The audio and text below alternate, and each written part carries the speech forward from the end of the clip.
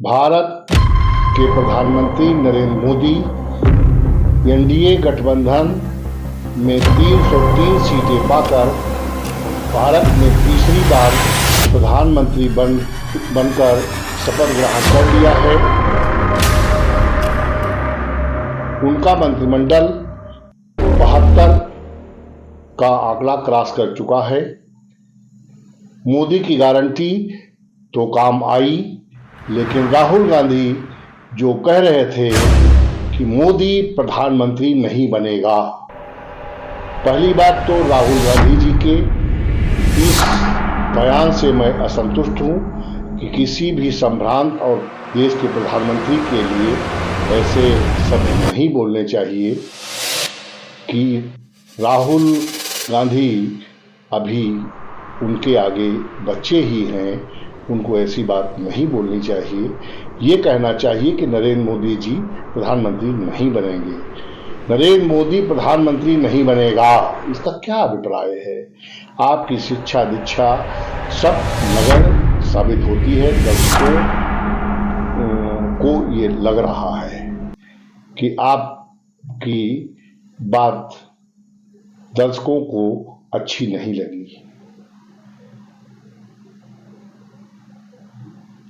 प्रधानमंत्री नरेंद्र मोदी के शपथ ग्रहण के बाद जहां विदेश देश से तमाम उनको शुभकामनाएं लोगों ने, राष्ट्राध्यक्षों ने दिया, वहीं भारत में जो विपक्ष है वो सन्नाटे में है। हार जीत लोकतंत्र में हुआ करती है। किसी भी लोकतंत्र के लिए, स्वस्थ लोकतंत्र के लिए सशक्त विपक्ष का होना आवश्यक है।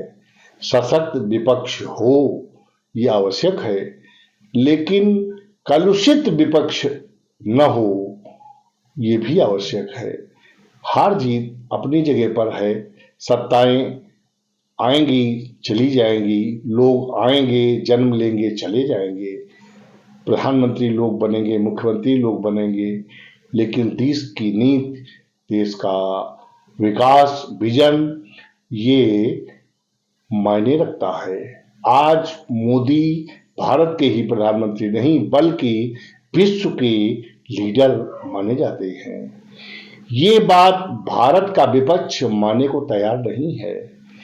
वो ऐसे छोटे टुकड़ों में बटा हुआ है कि उसके बारे में कुछ कहा नहीं जा सकता, क्योंकि 37 दलों का एक गठबंधन, जिसे इंडिया गठबंधन नाम दिया गया था, वो जितनी भी सीटें पाया, अच्छी बात है। सशक्त विपक्ष रहे, ये लोकतंत्र की मजबूती है, क्योंकि कांग्रेस की सरकार थी और विपक्ष में अटल बिहारी वाजपेयी जी थे, और भारत की कांग्रेस सरकार ने विदेश अटल जी को भेजा था। सरकार देश की होती है, विपक्ष भी देश के लिए होता है, क्योंकि ये कलुषित जो विपक्ष है, ये विपक्ष की कलुषित मानसिकता। आज ये खबर आई कि पश्चिम बंगाल की मुख्यमंत्री ममता बनर्जी नरेंद्र मोदी के शपथ ग्रहण समारोह जब तक उनका चला, वो अंधेरी में बैठी रही। इसका क्या मतलब है? वो आपको दीदी कहते हैं, आपको सम्मान देते हैं, आप कुछ नहीं बधाई दे सकती तो ये भी न करिए, अच्छा नहीं लगता। जनता भी इससे रुष्ट होती है। माना कि आपके ना भाई, भाजपा भी तो 400 पार कह रही थी, उसका भी तो पूर्ण बहुमत नहीं मिला, 242 का ही तो आंकड़ा है। गठबंधन, उनके जो सहयोगी दल थे, उनका आंकड़ा 303 का हुआ है।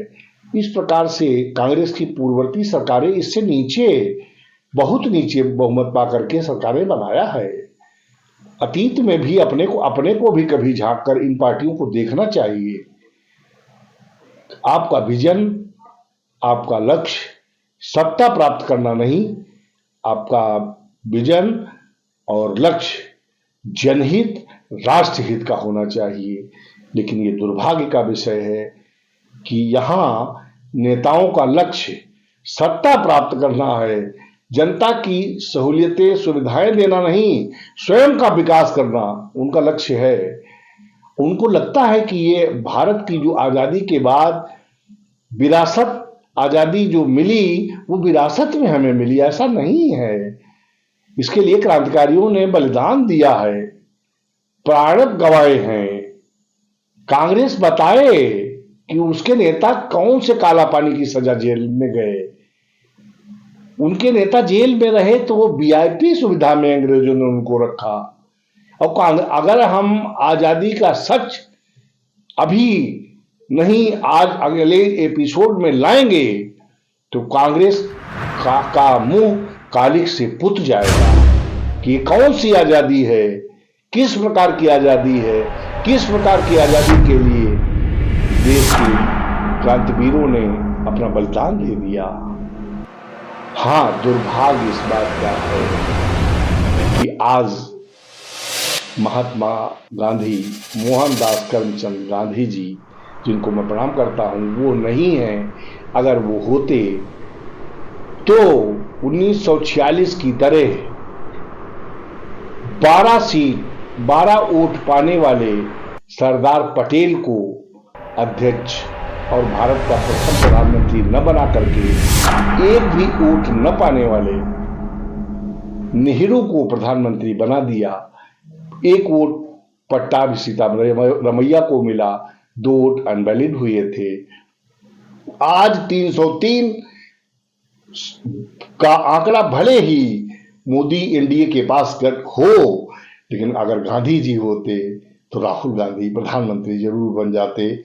ये एक कष्ट जरूर कांग्रेस को भी खल रहा होगा, उनके गठबंधन को भी खल रहा होगा और मुझे भी खल रहा है, क्योंकि गांधी जी महात्मा थे, उनका दयालु स्वभाव था।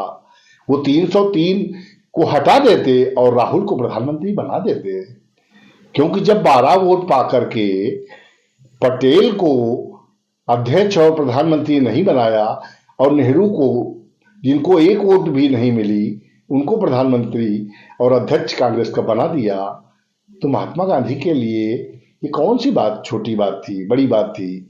बहुत छोटी बात थी।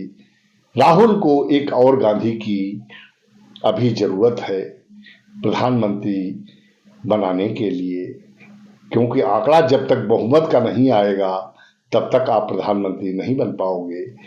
जनता जनार्दन है, बहुमत किसे देती है ये तो उसके ऊपर डिपेंड करता है। और किसी भी पार्टी या दल की बार बार सरकार का रहना भी अच्छा नहीं है, क्योंकि वो उदंड हो जाती है। लोकतंत्र में उनको लगता है कि मेरा कोई विकल्प नहीं है, तो इनका उलट पलट होना चाहिए, क्योंकि इनको भी लगना चाहिए कि जनता ही जनार्दन है, जनता ही हमारे भाग्य का निर्माण हमें जिताएगी और भारत का भविष्य तय करेगी। यह आवश्यक है। भारत की जनता ने जो 2024 लोकसभा का चुनाव का परिणाम दिया, उसे इन नेताओं को सुधार करना चाहिए, हंस करके सुधार करना चाहिए। मैंने 35 वर्षों की पत्रकारिता में देखा कि भारतीय जनता पार्टी ने एक भी बात, जबकि अयोध्या की भी सीट भारतीय जनता पार्टी हार गई, उसे बहुत बड़ी पराजय उत्तर प्रदेश, पश्चिम बंगाल और महाराष्ट्र में देखने को मिली, लेकिन उसने किसी भी मतदाता का और किसी पार्टी का या किसी पर दोषारोपण नहीं किया। वो कह रहे हैं, उनका दल कह रहा है, उनका गठबंधन एनडीए कह रहा है कि हमें आत्मचिंतन हम करेंगे। इसी प्रकार इंडिया गठबंधन को भी अपना आत्मचिंतन करना चाहिए कि कांग्रेस को आखिर 99 सीट ही क्यों मिली 2024 के लोकसभा चुनाव में। 100 का आंकड़ा आप यार पार न कर सके। हार में जीत का जश्न मनाना अगर कोई सीखे तो कांग्रेस से सीख ले, क्योंकि 99 सीटें मिली और कांग्रेस जश्न मना रही है ऐसे जैसे कि बहुत बड़ी कोई जीत प्राप्त कर गई हो। हाँ, जरूर जीत प्राप्त किया। जहां पर आपको एक सीट नहीं, वहां पर 6 सीटें मिल गई और अन्य अन्य प्रदेशों में भी आपको सीटें मिली। अच्छी बात है। लोकतंत्र में मैंने फिर कहा कि विपक्ष, सशक्त विपक्ष का होना बहुत ही आवश्यक है। दर्शकों, देखते रहिए प्रलम्ब भारत। मैं हूं रविंद्र तिवारी गुरुजी। आपको अगले खबर में कुछ नया बताएंगे।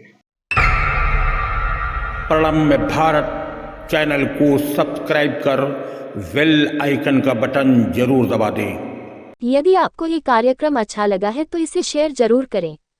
लाइक और कमेंट करना न भूलें। हम आपकी राय के अनुसार ही कार्यक्रम बनाते हैं। अपनी राय जरूर दें।